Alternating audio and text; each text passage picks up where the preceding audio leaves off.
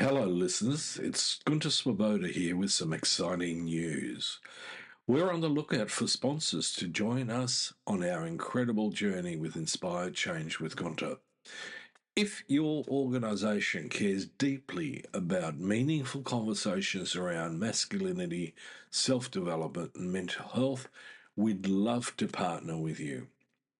Our podcast has a wonderful, dedicated audience committed to personal growth and positive social change. By sponsoring Inspire Change with Gunter, your brand will connect with listeners who truly value thoughtful discussion and support initiatives that promote real transformation. We're incredibly proud to be ranked number 1 in Australia and number 5 in the USA on FeedSpot's top men's mental health podcasts to listen and follow in 2024. With an average of 50,000 downloads per episode each week from listeners all around the world, our reach is significant and growing. For more information on how to become a sponsor, please reach out to Miranda Spigener-Sapon, our showrunner and executive producer. We'd love to explore how we can work together to inspire change. Now, thank you for your continued support, and let's keep inspiring change together. You're listening to Inspire Change, a broadcast that strives to educate, motivate, and empower men to challenge traditions of masculinity. To guide us through the intricacies and intersections of emotions, relationships, and male identity is renowned psychologist, author, and speaker Gunter Swoboda. This is Inspire Change. Before I begin the actual podcast, I would like to respectfully acknowledge the Gadigal people of the Eora Nation, who are the traditional custodians of the land on which I work. I would also like to pay my respects to their elders past and present. Welcome everybody to another episode of Inspire Change with Gunter. I'm your host. Welcome back everybody to another episode of Inspire Change with Gunter. And I'm here to take you through some interesting places and thoughts and philosophies and psychologies. So what I thought I'd do is actually continue with the idea of ancient wisdoms and how they might shed some light on what's going on in today's world, because it's a funky, crazy old place at the moment. And I do believe that we're actually in serious peril.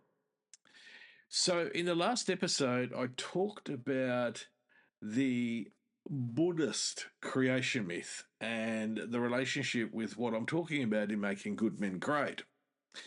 Now, I only know a smattering about Hinduism and its various myths. It's a very complex system. And I have to confess, I've not delved into it in any depth the way that I have with Buddhism. But I knew enough to sort of go, okay, let's go to that particular religious philosophical framework and see if it has something to say about what's going on in the world today. Because a lot of the ancient wisdoms do. It's not just Buddhism and it's not just Hinduism. There are others. In the Christian tradition, we talk about the Book of Revelations, but I never really related to that. To some degree, I saw that book as, the sort of meanderings of a very unwell mind. We talk about schizophrenia in particular. So to me, it was more of a psychological interest than of a philosophical or sociological sort of point of view. Okay, so what is it that I'm going to be talking about in today's podcast? And in this 20 minutes, I'm going to try and give you an overview of what is called the Kali Yuga. The concept of the Kali Yuga comes from the Hindu cosmology and refers to the last of the 4 yugas or ages in the cyclical progression of time.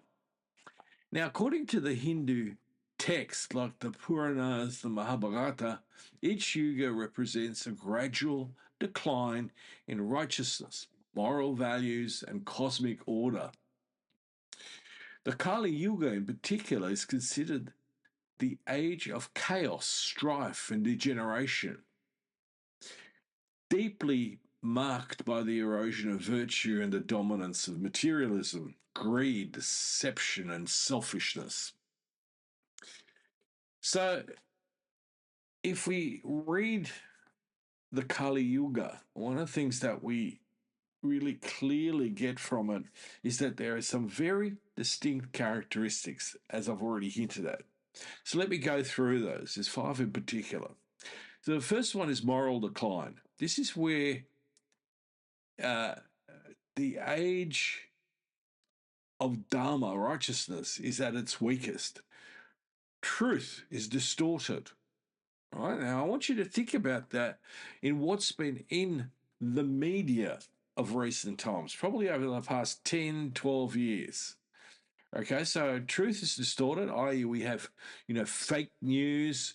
We have, an idea that we have a sort of, anybody's opinion is truth, But also we see that corruption is widespread and virtues like compassion and honesty are diminished and sometimes even held up to ridicule.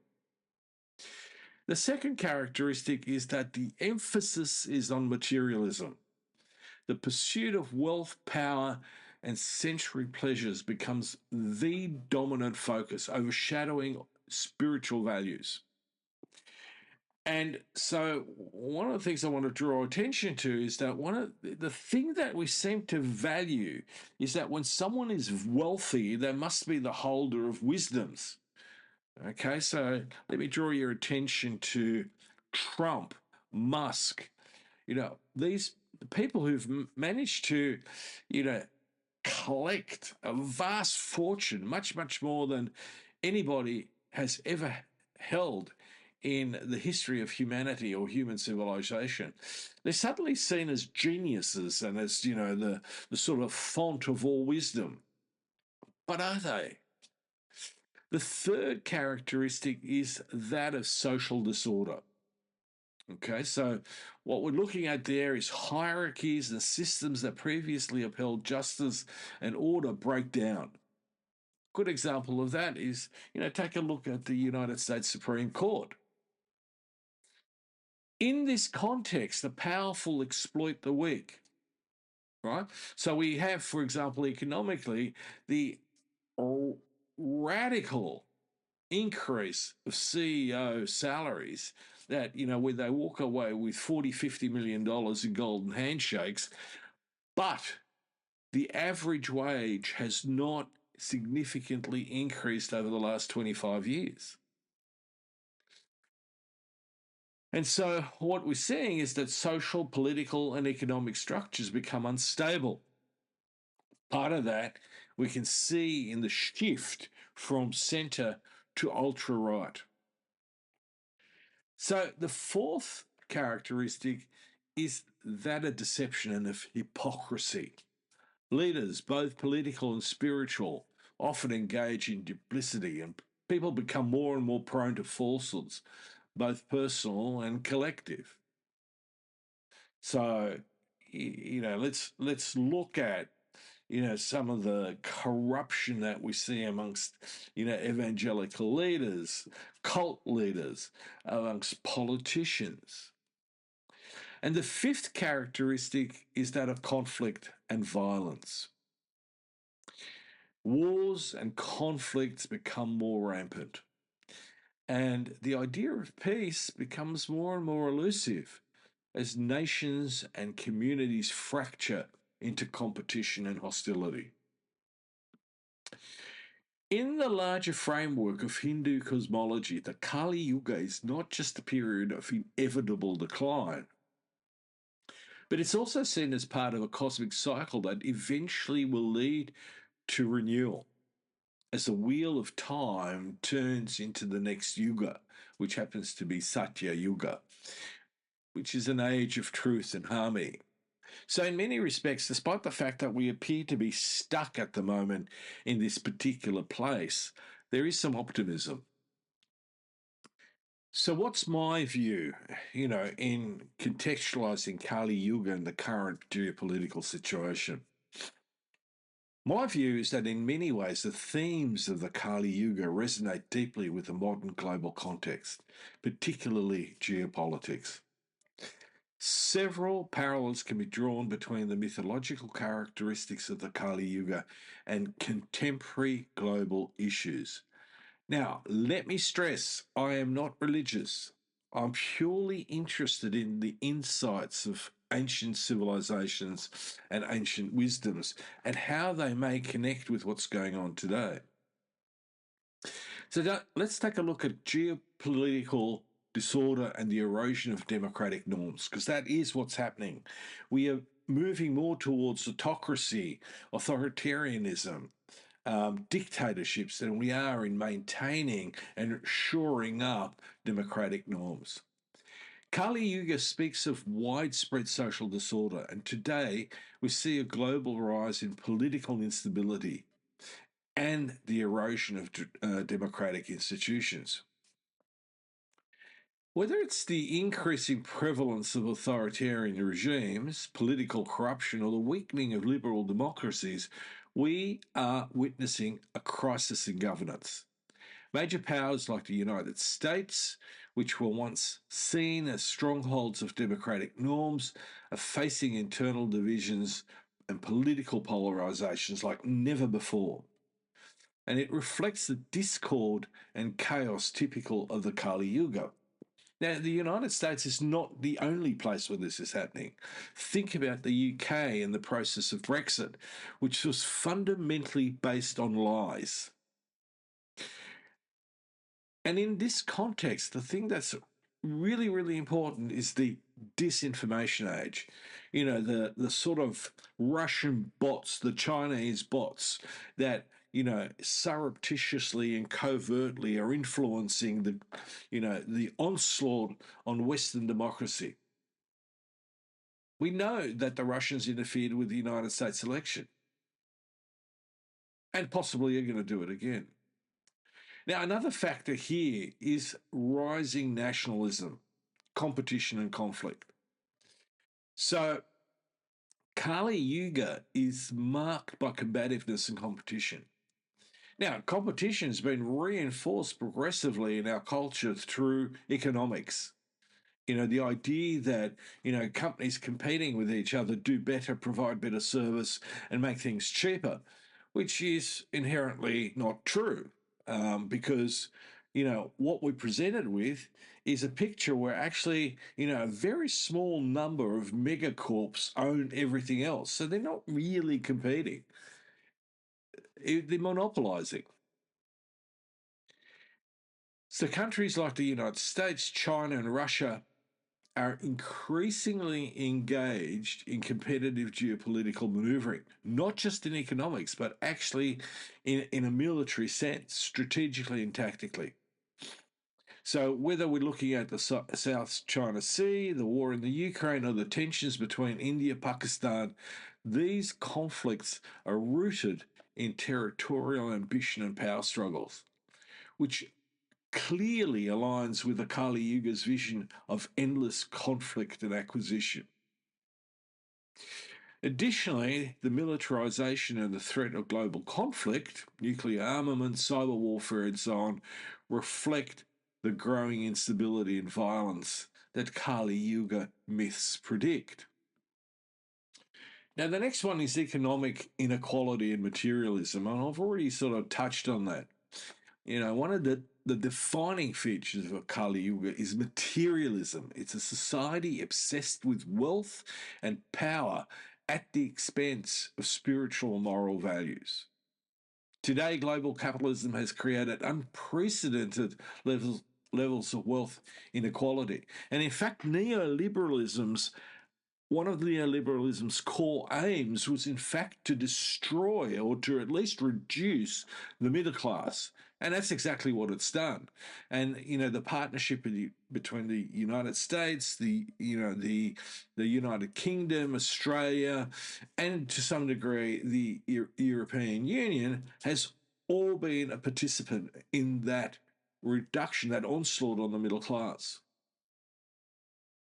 So the world's richest 1% owns a staggering proportion of global resources, whereas large proportions of the population continue to live in poverty. This excessive focus on acquisition, as well as the environmental degradation caused by unfettered industrialization and consumerism, fits the Kali Yuga narrative. And therefore, we also then need to look at the increasing dominance of large corporations and their influence over political and economic systems, a la Elon Musk and his ilk. And this has nothing to do with what's in the best interest of society. It is all self-interest.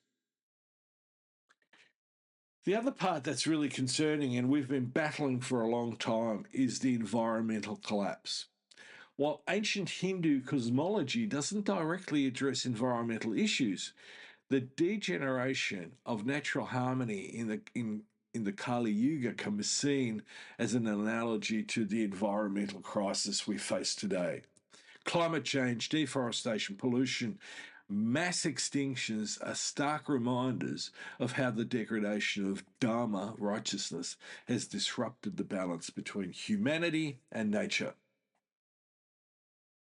So the climate crisis, exacerbated by greed and exploitation, speaks to the broader cosmological decline seen in Kali Yuga, where the natural world itself becomes imbalanced and hostile. So, the fifth point in this, which is crisis of values and spiritual decline, it's a feature, a core feature of the Kali Yuga. And that, it clearly addresses the erosion of spiritual and ethical values.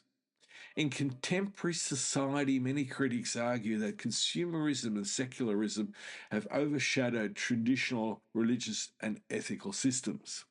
Now, I'm going to go on a limb here, and I'm going to take out religious values, because much of our conflicts over human history have actually been a result of religion. And the idea, especially the monotheistic religions, that my God is better than your God. Now, ironically, religion is supposed to provide an ethical system of relationships for people and communities, and therefore to bind communities, to bind people together. But what's happened is, for human psychological reasons, there's been simply a continuing level of fracturing between communities and cults and all sorts of other, conspiracy theories and so on.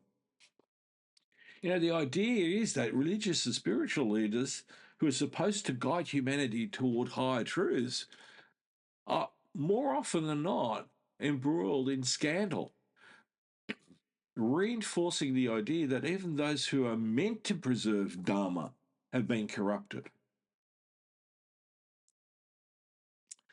So, in all of this, is there a place to consider the role of masculinity? And again, the framework that I've been researching and putting together, which is the, Making Good Men Great framework, essentially provides a critical lens through which we can understand how men in particular can navigate the challenges of this age. We can see it in the characteristics of patriarchy, territory, hierarchy, acquisition, competition, combativeness. All these characteristics are heightened in the Kali Yuga. Modern masculinity is deeply implicated in perpetuating the very dynamics that drive this age of decline. Yet, these traits also offer a space for transformation.